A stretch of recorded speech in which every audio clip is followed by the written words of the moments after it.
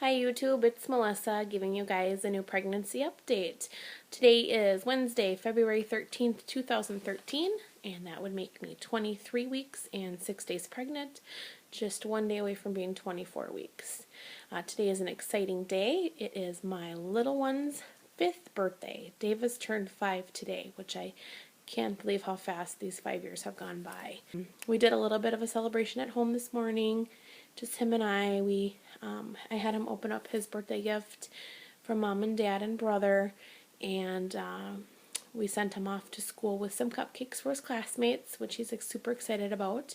And then this Saturday we will have an actual birthday celebration with friends and family. Moving on to the pregnancy part of my vlog.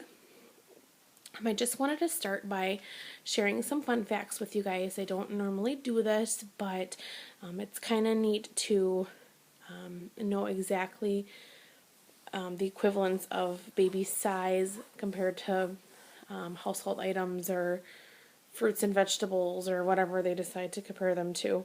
So at 23 weeks, which I am just finishing up my 23rd week, baby was measuring about 11 inches long and weighing just over a pound, which would make baby as big as a large mango, and they usually measure from head to toe.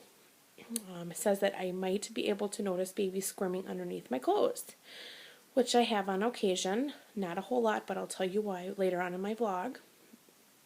And then starting tomorrow at 24 weeks, says that baby has gained about 4 ounces in the past week, making baby just over a pound and almost a foot long, about the length of an ear of corn. Also says that baby's body is filling up proportionately and will soon start to plump up. So things tend to move a little bit quicker with the growth part of baby in the weeks to come, which I remember, especially in the 3rd trimester. As far as how I've been feeling, I have been feeling just, I don't know, the same as my last vlog. There are some things that have changed on my body, though, that I'll talk about. One being a little bit of acne. I do tend to break out around my nose, and I'm not sure if that has to do with the pregnancy nose. If you guys have ever heard of that, I personally never heard of it until my best friend was pregnant with her little girl, and she kind of got it. And then I heard more about it through watching other vlogs or reading up on other websites. So I don't think anybody around me would notice that my nose is getting bigger, but I notice that it's getting a little bit wider, and I don't know if that's the reason why I'm breaking out around my nose. Other than that, my nipples are getting very dark, and this happens in all of my pregnancies. They are a dark, deep red / brown color, which is not the way they normally look, but this is completely common in pregnancies. A lot of times people tend to get the line down their belly too. I don't have that yet. I never really got it significantly. I got a little hair trail in the past, but I don't have that either. So it's just the nipples. My feet are very sore, and that usually is triggered when I'm at work because I am on my feet about 6 to 8 hours a shift, and I do have to kick my feet up probably, I don't know, every 1 to 2 hours if I can, just for a few minutes at a time. It tends to give me a little bit of relief. And along with this is usually my lower back gets really sore, and I do get fatigued a lot easier. I have had an increased need to urinate a lot more than normal. I tend to go to the bathroom 1 to 2 times an hour. And sometimes I feel like I have to go a lot, and sometimes I do, and sometimes it's just a little bit, just to get a little bit of relief. But I wake up probably 2 or 3 times in the night to go to the bathroom too. A lot of this, I feel like baby's kicking on my bladder. I have that really, that sensation on my bladder, like I need to go when the baby's kicking me. Another thing is my hormones. I think that I have been a little more crabby than normal. I tend to be more moody, and I do recognize when I'm starting to act like I'm not myself, and I try to correct it as much as I can, but I definitely am a little more on edge with my moodiness. Over the past couple months, I've been sick. And when I say sick, I'm just talking about cold and like flu symptoms, lots of sneezing and coughing and some sore throats. But as of today, I feel pretty good. Not going to say it's not going to come back. I think a lot of this has to do with the weather changing in Minnesota. It's gotten really, really cold, and then it warms up again, and then it gets cold again. So I wouldn't doubt that I get sick again. My last appointment, I had 2 appointments within a couple days. I had a 20-week appointment, which was a regular checkup with my OB, and from my weigh-in there, I gained 1 pound, which still leaves me down 3 pounds because all in all throughout this, I was down 4 pounds. So I've only gained once, which is at my last appointment, which is 1 pound. So I'm still down, which is perfectly fine with me because I'm already past that halfway point, and I will take it because I think that at some point here things are going to change and I'm going to gain weight. So I feel like I'm kind of on track with where I want to be right now, which makes me feel wonderful. And then just a couple days after that, I had my ultrasound appointment.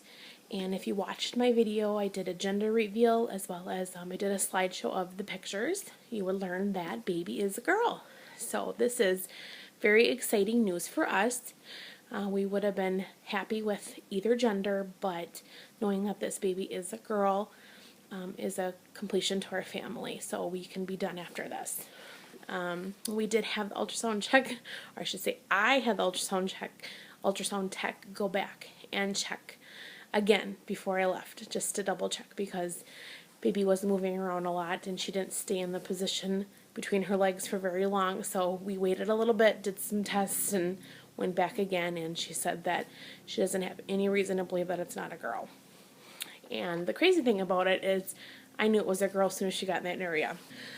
Something I wanted to talk about last video that I forgot, but I also have a history of gestational diabetes. So this pregnancy, they did have me test out at 12 weeks. So I went in for my 1-hour test, drank the fruity drink, and tested 1 hour after that, and I failed it. I scored a 189, and if you score a 190 or higher, you are declared a gestational diabetic, and you start the diet and pricking your fingers every day, checking your blood sugars.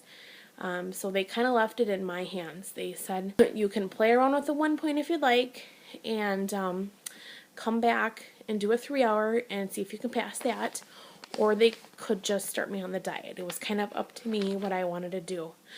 So I contemplated for a little while, and I thought that if I could buy myself 16 weeks of not having to prick my finger and not have to be so carb conscious, that that would be better for me to know that I could have bought that time. So I opted to do the 3-hour test, and I passed all 3 tests. My last test was so low that they made me eat something before I left, which has never happened in the past. I've always been very borderline. So what this did for me, even though I tested early, I still need to test again at 28 weeks, just like anybody else who's pregnant. So I will automatically do a 3-hour test at 28 weeks because of my history. So I'm happy I did it because, like I said, I bought myself 16 weeks of not having to be a diabetic. Not saying that I'm going to pass it again, but I bought a lot of weeks. And just from my last pregnancy, having to check my blood sugars and having to start up insulin, it was a lot of work. And I commend anybody who's diabetic out there. It's a lot of work, and if I could try to get away from that for 16 weeks, I was going to try it. So I do, however, have to get weekly shots. I've been getting progesterone shots every week. I go every Thursday to the doctor's office and have an injection in my backside. And this is a medicine to keep me from laboring too early like I have in the past. I talked about this before. Jeffrey was about 2 weeks early and Davis was about a month and a half early, and in both of these deliveries my water broke, so once water breaks, baby needs to come out. So we wouldn't be able to stop anything if that happened again this time. Going back to my ultrasound, one thing I forgot to mention, and this is kind of in relation to the kicks that I want to talk about. I do feel my baby kick quite a bit. It's still pretty light, kind of fluttery. On occasion I can see my stomach move from the outside. But during my ultrasound, we did learn that the placenta is in front of the baby. So the baby is kind of using the placenta as a punching bag and a kicking bag. So in order for me to feel it on the outside or to see it on the outside, the baby needs to kick through that placenta and then through me. So that's the ultrasound tech said that if I don't feel real strong kicks, that's probably the reason why, because of that barrier between us. And I guess that makes sense, but either way, I can feel her moving around on a daily basis, so I know that she's good. Being that I'm having a girl, we have not really taken a whole lot of time to think of a name. I did go out and buy a baby book with names, and we came across a couple names that we really liked, but nothing has stuck. So since I have found out that I'm having a girl, I have sort of done a lot of shopping. I guess some people would say I've done a lot, but I did go out immediately after my ultrasound and buy a couple things, and I went and did a huge baby haul the other day at Babies R Us, and I have picked up things here and there, but I'm going to make that, a separate video that I will share with you guys so you can see all the fun stuff that I got.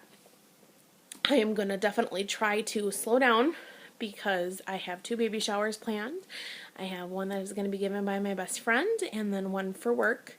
So I've been told to stop shopping, even though I will not promise to do that because my weakness is the clearance rack.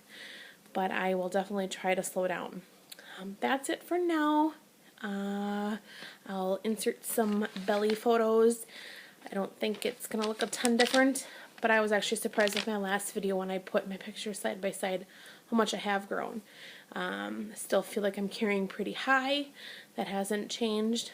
So I will be in touch soon with a new update. Take care.